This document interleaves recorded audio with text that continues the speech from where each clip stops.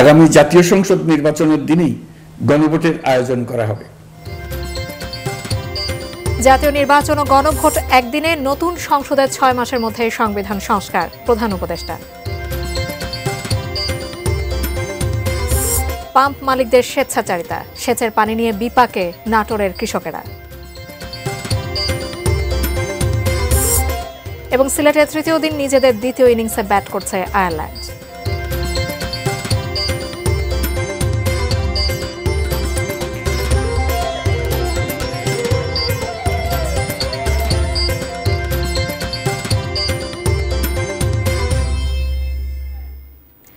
দেখছেন ATN news.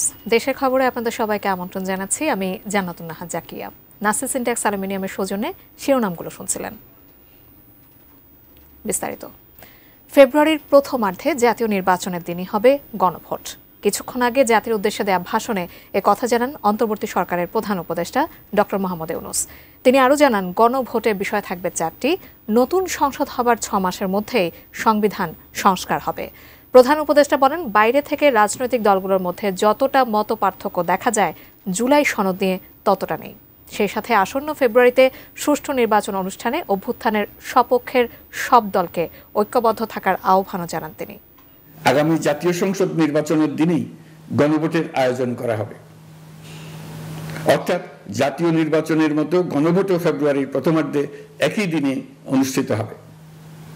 এতে সংস্কারের লক্ষ্য কোনোভাবে বাধাগ্রস্ত হবে না। নির্বাচন আরো উৎসবমুখর ও সাশ্রয়ী হবে। গণভোট অনুষ্ঠানের লক্ষ্যে উপযুক্ত সময়ে প্রয়োজনীয় আইন প্রণয়ন করা হবে। জুলাই সনদের আলোকে আমরা গণভোটের ব্যালটে উপস্থাপনীয় প্রশ্নও নির্ধারণ করেছি। আমি প্রশ্নটি এখন আপনাদের সামনে পাঠ করে শোনাচ্ছি। প্রশ্নটি হবে এরকম: আপনি কি জুলাই জাতীয় সনদ সংবিধান সংস্কার বাস্তবায়ন আদেশ 2025 এবং জুলাই জাতীয় সনদের লিপিবদ্ধ সংবিধান সংস্কার সম্পর্কিত নিম্নলিখিত প্রস্তাবগুলোর প্রতি আপনার সম্মতি জ্ঞাপন করছেন? ক, নির্বাচনকালীন সময়ে তত্ত্বাবধায়ক সরকার, নির্বাচন কমিশন এবং অন্যান্য সাংবিধানিক প্রতিষ্ঠান জুলাই সনদে বর্ণিত প্রক্রিয়ার আলোকে গঠন করা হবে। খ, আগামী সংসদ হবে 2 কক্ষ বিশিষ্ট। জাতীয় সংসদ নির্বাচনে দলগুলোর প্রাপ্ত ভোটের অনুপাতে 100 জন সদস্য বিশিষ্ট একটি উচ্চকক্ষ গঠিত হবে এবং সংবিধান সংশোধন করতে হলে উচ্চকক্ষের সংখ্যাগরিষ্ঠ সদস্যের অনুমোদন দরকার হবে। গ, সংসদে নারীর প্রতিনিধি বৃদ্ধি, বিরোধী দল থেকে ডেপুটি স্পিকার ও সংসদীয় কমিটির সভাপতি নির্বাচন, প্রধানমন্ত্রীর মেয়াদ সীমিতকরণ, রাষ্ট্রপতির ক্ষমতা বৃদ্ধি, মৌলিক অধিকার সম্প্রসারণ, বিচার বিভাগের স্বাধীনতা ও স্থানীয় সরকার সহ বিভিন্ন বিষয়ে যে 30টি প্রস্তাবে জুলাই জাতীয় সনদে রাজনৈতিক দলগুলোর ঐকমত্য হয়েছে, সেগুলো বাস্তবায়নে আগামী নির্বাচনে বিজয়ী দলগুলো বাধ্য থাকবে। ঘ, জুলাই সনদে বর্ণিত অন্যান্য সংস্কার রাজনৈতিক দলগুলোর প্রতিশ্রুতি অনুসারে বাস্তবায়ন করা হবে। গণভোটের দিন এই 4টি বিষয়ের উপর একটি মাত্র প্রশ্নে আপনি হ্যাঁ বা না ভোট দিয়ে আপনার মতামত জানাবেন। গণভোটের সংখ্যাগরিষ্ঠ ভোট হ্যাঁ সূচক হলে আগামী সংসদ নির্বাচনে নির্বাচিত প্রতিনিধি নিয়ে একটি সংবিধান সংস্কার পরিষদ গঠিত হবে। এই প্রতিনিধিগণ একই সাথে জাতীয় সংসদের সদস্য হিসেবে দায়িত্ব পালন করবেন। পরিষদ তার প্রথম অধিবেশন শুরুর তারিখ হতে 180 কার্য দিবসের মধ্যে সংবিধান সংস্কার করবে। দর্শক, রাজধানীর মগবাজার কেন্দ্রীয় কার্যালয়ে প্রধান উপদেষ্টা ডক্টর মোহাম্মদ ইউনূসের বক্তব্যের বিষয়ে প্রতিক্রিয়া জানাচ্ছে জামায়াতে ইসলামী। আমরা সরাসরি যুক্ত হচ্ছি সেখানে। নির্বাচনের পূর্বে গণভোট আয়োজনের যে গণদাবি, তারপরে একটি অবাধ এবং সুষ্ঠু নিরপেক্ষ নির্বাচনের যে দাবি জনগণ এতদিন অব্যাহত রেখেছে, আন্দোলন করছেন, সভা সমাবেশে জাতীয় নেতৃবৃন্দ সেগুলো সরকার, ঐকমত্য কমিশন এবং দেশবাসীর উদ্দেশ্যে একের পর এক সেগুলো কিন্তু আমরা প্রচার এবং প্রকাশ আমরা অব্যাহত রেখেছিলাম। আমরা অধীর আগ্রহে অপেক্ষা করছিলাম যে প্রধান উপদেষ্টার বক্তব্যে এই সংকটের নিরসন হবে, জাতি সে আশায় অপেক্ষা করছিলেন, প্রতীক্ষা করছিলেন। কিন্তু আমরা ভাষণে যে বিষয়গুলো পেলাম, তিনি জনগণের অভিপ্রায় অনুযায়ী দীর্ঘ প্রায় 9 মাস জাতীয় ঐকমত্য কমিশনের এবং রাজনৈতিক দল এবং স্টেক হোল্ডারদের প্রচেষ্টায় যে সংস্কারগুলো নিয়ে আলোচনা চলছিল, তার ভিত্তিতে জুলাই জাতীয় সনদ সংবিধান সংস্কার বাস্তবায়ন যে আদেশ, এই বক্তব্যে সেটা জারি করার ঘোষণা দিয়েছেন যে সে আদেশ জারি করা হয়েছে এবং ইতিমধ্যেই সেটা গেজেট প্রকাশিত হয়েছে। নম্বর 1। নম্বর 2, তিনি গণভোট প্রসঙ্গে জনগণের যে অভিপ্রায় এবং গণ দাবিকে উপেক্ষা করে একই দিনে জাতীয় নির্বাচন এবং গণভোটের ঘোষণা দিয়েছেন। আমরা এখানে বাংলাদেশ জামাত ইসলামীর পক্ষ থেকে খুবই পরিষ্কার করে বলতে চাই যে প্রধান উপদেষ্টার একই দিনে গণভোট এবং জাতীয় নির্বাচনের ঘোষণায় জনগণের আকাঙ্ক্ষা পূর্ণ হয়নি। জনগণের যে অভিপ্রায় ছিল যে জুলাই সনদের আইনি ভিত্তি এবং জাতীয় নির্বাচনের আগে কি কি বিষয়ে সংস্কার হলো, নতুন প্রস্তাবিত জুলাই চার্টারের ভিত্তিতে সংবিধানের কি কি সংশোধনী প্রস্তাব যাচ্ছে, যে 48টি প্রস্তাবে আমরা সর্বসম্মত হয়েছি সাংবিধানিক সংস্কার সহ অন্যান্য সংস্কার। প্রধান উপদেষ্টার বক্তব্যের প্রতিক্রিয়া জানাচ্ছিল জামায়াত ইসলামী, আমরা সরাসরি যোগ দিয়েছিলাম সেখানে। দর্শক, প্রধান উপদেষ্টা ডক্টর মোহাম্মদ ইউনূসের বক্তব্যের বিষয়ে রাজধানী গুলশানে নিজ বাসভবনে প্রতিক্রিয়া জানাচ্ছেন বিএনপি স্থায়ী কমিটির সদস্য সালাউদ্দিন আহমেদ। আমরা এখন সরাসরি যুক্ত হচ্ছি সেখানে।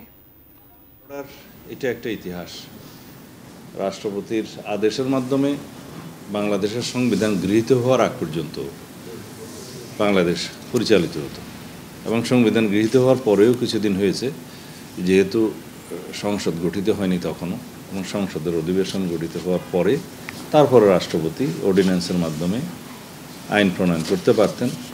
সংসদের সেশন যখন না থাকে, অর্থাৎ ইন বিটুইন 2 সেশনস, এই আদেশের মর্যাদা কী হবে, এই আদেশের বৈধতা কী হবে, সেটা জুডিশিয়ারি বলতে পারবে, বিচার বিভাগ বলতে পারবে। আমি এর বেশি এখন বলতে চাই না। এই বিষয়ে আমি গত কয়েকদিন আগেও কথা বলেছি। অর্থাৎ এটার আইনি বৈধতা কতটুকু আছে সেটা নিয়ে এখনো প্রশ্ন আছে। যদি এটা সাধারণ প্রজ্ঞাপন হতো, গেজেট নোটিফিকেশন হতো, সেই বিষয়ে আমি বক্তব্যটা উত্থাপন করতাম না। এটা গেল আইনের বিষয়ে। এখানে মাননীয় প্রধান উপদেষ্টা যে সমস্ত প্রস্তাবনা দিয়েছেন তার ভাষণে, মুদ্রা কথায় বলতে গেলে তিনি জুলাই জাতীয় সনদের, স্বাক্ষরিত সনদের লঙ্ঘন করেছেন। কারণ সেই সনদের স্বাক্ষরকারী তিনি একজন ঐকমত্য কমিশনের সভাপতি হিসাবে, এবং অন্যান্য সদস্যবৃন্দ সবাই, যারা রাজনৈতিক দলসমূহ স্বাক্ষর করেছেন সবাই, সেই স্বাক্ষরিত জুলাই জাতীয় সনদের প্রাধান্যকে তিনি এখানে উল্লেখ করেছেন। যেমন রাজনৈতিক দলগুলো কর্তৃক স্বাক্ষরিত জুলাই সনদকে মূল দলিল হিসাবে ধরে নিয়েছেন, অথচ সেই মূল দলিল থেকে তিনি বহু দূরে সরে গিয়েছেন এবং এখানে বলছেন যে জুলাই জাতীয় সনদ সংবিধান সংস্কার বাস্তবায়ন আদেশ 2025 অনুমোদন করেছেন। এই আদেশ সম্পর্কে একটু আগে বলেছি। 2, সনদের সংবিধান বিষয়ক সংস্কার প্রস্তাবনার উপরে গণভোট অনুষ্ঠান, এটুকু ঠিক আছে। গণভোটের বিষয়ে জাতীয় ঐকমত্য পরিষদে সিদ্ধান্ত হয়েছে, ঐকমত্য হয়েছে যে এই জুলাই জাতীয় সনদ যেটা স্বাক্ষরিত হয়েছে তার জন্য একটা গণসম্মতি নেওয়া প্রয়োজন।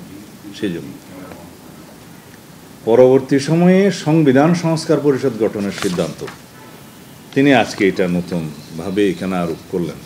কারণ সংবিধান সংস্কার পরিষদ গঠনের বিষয়ে কোনো আলোচনা ঐকমত্য কমিশনের এজেন্ডায় ছিল না, আলোচিতই হয়নি, ঐকমত্য হওয়ার কোনো বিষয় তো নাই। আবার তিনি বলছেন এখানে 3, আগামী জাতীয় সংসদ নির্বাচনের দিনই গণভোটের আয়োজন করা হবে, সেটার সাথে আমরা একমত। কারণ এটা ব্যয় সাশ্রয়ী, আয়োজন সাশ্রয়ী, সময় সাশ্রয়ী এবং ভোটারদের অংশগ্রহণ ব্যাপক থাকবে সব দিক বিবেচনায়।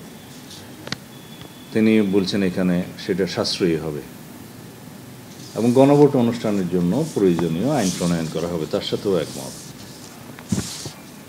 এখানে তিনি গণভোটের বিষয়ে 4টি প্রশ্নের এখানে প্রস্তাব করেছেন, ক, খ, গ, ঘ। 4টি প্রশ্নের মধ্যে প্রথম প্রশ্ন বলছেন, আপনি কি জুলাই জাতীয় সনদ সংবিধান সংস্কার বাস্তবায়ন আদেশ 2025 এবং জুলাই জাতীয় সনদে লিপিবদ্ধ সংবিধান সংস্কার সম্পর্কিত নিম্নলিখিত প্রস্তাবগুলোর প্রতি সম্মতি জ্ঞাপন করছেন? প্রশ্ন থেকে যায়, জুলাই জাতীয় সনদে লিপিবদ্ধ সংবিধান সংস্কার সম্পর্কিত যে সমস্ত দফা আছে, যে দফাগুলো উইথ নোট অফ ডিসেন্ট বিভিন্ন রাজনৈতিক দল সম্মত হয়েছে সেইভাবে উল্লেখ করছেন, নাকি এখানে গ্যাজেট যেটা হয়েছে আজকে সেই গ্যাজেটে যেভাবে প্রশ্নগুলো মানে দফাগুলো এই আদেশ অথবা আইন অথবা প্রজ্ঞাপন যাই বলি, এখানে যা কিছু হয়েছে তার জন্য প্রশ্ন উত্থাপন করছেন? কারণ এখানে জুলাই সনদ সংবিধান সংস্কার বাস্তবায়ন আদেশ 2025-এর কথা উল্লেখ করছেন, তার মানে আজকে যেটা গ্যাজেট হয়েছে। এখানে যতটুকু আমি চোখ বুলিয়েছি এখানে সব নতুন নতুন প্রস্তাব।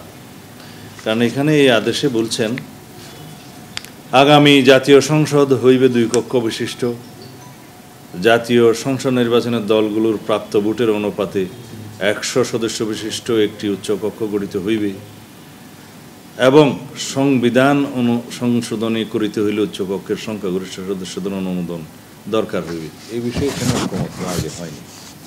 শুধু উচ্চকক্ষ গঠিত হবে, 100 সদস্য নিয়ে গঠিত হবে, কিন্তু সেটা ভোটের অনুপাতে হবে নাকি আসনের অনুপাতে হবে সে বিষয়ে ভিন্নমত আছে। আমাদের সহ অনেক দল এবং জোটের ভিন্নমত আছে এবং ওখানে বলা আছে রাজনৈতিক দলগুলো যারা ভিন্নমত এবং নোট অফ ডিসেন্ট দিয়েছেন তারা যদি নির্বাচনী ইশতেহারে, দলের নির্বাচনী ইশতেহারে উল্লেখপূর্বক জনগণের ম্যান্ডেট প্রাপ্ত হয় তাহলে তারা সেইভাবে ব্যবস্থা নিতে পারবে। তাহলে এটা ক্লিয়ার ভায়োলেশন, এটা সরাসরি সনদের লঙ্ঘন। এবং বলছেন সংবিধান সংশোধনী করিতে হইলে উচ্চকক্ষের সংখ্যাগরিষ্ঠ সদস্যদের অনুমোদন হইবে। এখন সংখ্যাগরিষ্ঠ সদস্যদের অনুমোদনে সংশোধনী সংবিধানের সেটা তো দূরের কথা, উচ্চকক্ষের এখতিয়ার এবং কর্মপরিধি সম্পর্কে ভিন্নমত আছে। কারণ সংবিধান সংশোধনের মতো বিষয়গুলো কোনো পরোক্ষভাবে নির্বাচিত বা অনির্বাচিত সদস্যদের দ্বারা সংগঠিত হতে পারে না। কারণ সার্বভৌম জনগণের দ্বারা সংগঠিত সার্বভৌম পার্লামেন্টের এখতিয়ার হচ্ছে সংসদ সদস্যদের এবং সংসদের, অর্থাৎ জনগণের সার্বভৌম ক্ষমতার প্রতিনিধিত্বকারী তাদের দ্বারা নির্বাচিত সদস্যগণ সার্বভৌম সংসদে প্রতিনিধিত্ব করেন এবং সেই হিসাবে তারা সংবিধান সংশোধন, পরিমার্জন পরিবর্তন সহ সকল কিছুর এখতিয়ার রাখেন, আইন প্রণয়ন সহ। এই এখতিয়ার কোনো নির্বাচিত বডির বা পরিষদের কখনো থাকে না। এগুলো নতুন নতুন প্রস্তাব এবং অমীমাংসিত প্রস্তাব। তো এছাড়া আরও অনেকগুলো প্রস্তাব এখানে আছে, আমি সবগুলো এখানে বলতে গেলে সময় লাগবে। আমি এই আদেশগুলো সবগুলো পূর্ণাঙ্গ আমি স্টাডি করে পরে আমরা আমাদের দলের মিটিংয়ের পরে, স্থায়ী কমিটির মিটিংয়ের পরে আমরা পূর্ণাঙ্গভাবে আমাদের মতামত এবং প্রতিক্রিয়া জানাতে পারব। দর্শক, প্রধান উপদেষ্টার বক্তব্যের প্রতিক্রিয়া জানাচ্ছিলেন বিএনপি স্থায়ী কমিটির সদস্য সালাউদ্দিন আহমেদ। আমরা সরাসরি যোগ দিয়েছিলাম সেখানে। দেশের খবরে আছি, একটা বিরতির পর ফিরছি, সাথেই থাকুন।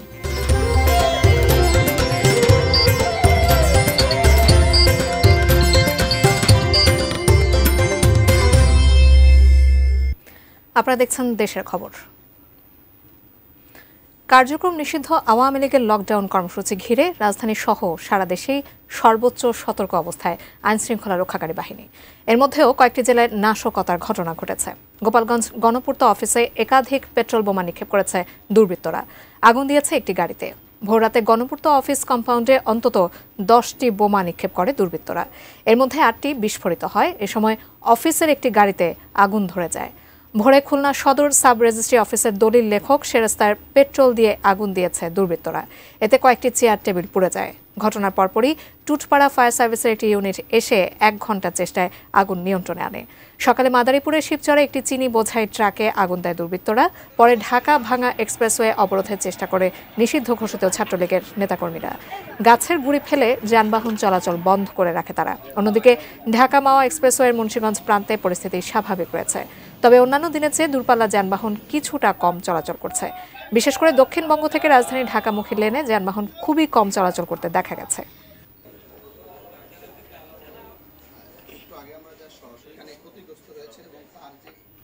অন্যান্য খবর, সেচ নীতিমালা না থাকায় সেচ পাম্প মালিকদের কাছে জিম্মি হয়ে পড়েছেন নাটোরের চাষিরা। এক এক জমিতে এক এক রকম দামে পানি কিনতে হচ্ছে তাদের। এলাকা ভেদে বিঘা প্রতি খরচ পড়ছে 1000 থেকে 1500 টাকা, কোথাও আরও বেশি। ফলে বেড়ে যাচ্ছে কৃষকদের উৎপাদন খরচ। নাটোর প্রতিনিধি বোরহানুদ্দিন বনি ও সোহেল রানার ক্যামেরায় ডেস্ক রিপোর্ট। বিএডিসি নাটোর রিজিয়নের হিসেবে জেলায় 46,509টি বিভিন্ন ধরনের সেচ যন্ত্র ব্যবহার হচ্ছে, যার মধ্যে গভীর, অগভীর, ডিজেল, বিদ্যুৎ চালিত, সোলার ও লো লিফট পাম্প দিয়ে কৃষকদের সেচ সুবিধা দেয়া হয়। তা নিয়ে নানা জটিলতা ও হিসাব নিকাশে নাকাল কৃষকরা। বর্ষায় 1 বিঘা জমিতে সেচ দিতে 1 থেকে 1.5 ঘন্টা সময় লাগে। আবার খরা মৌসুমে লেগে যায় 7-8 ঘন্টা। জমি একটু দূরে হলে খরচ আরও বেশি।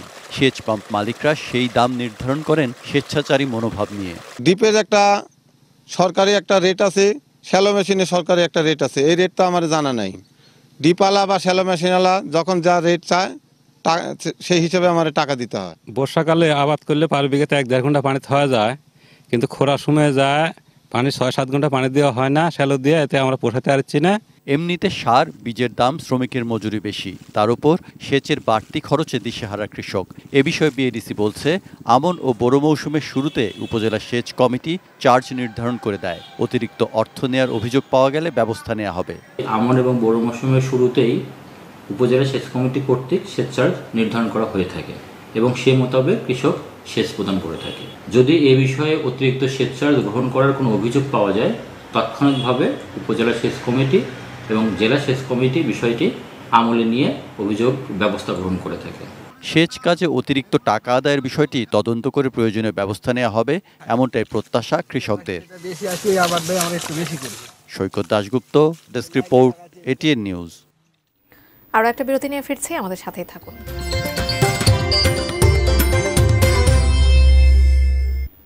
আবার আমন্ত্রণ দেশের খবরে।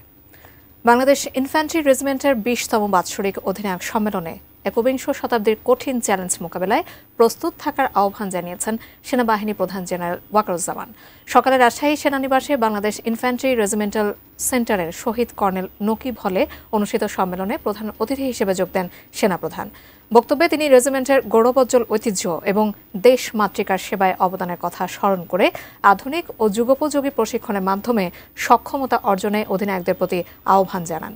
অনুষ্ঠানে বাংলাদেশ ইনফ্যান্ট্রি রেজিমেন্টাল সেন্টারের কর্মকর্তা ও অফিসার এবং সেনা সদরের ঊর্ধ্বতন কর্মকর্তারা উপস্থিত ছিলেন।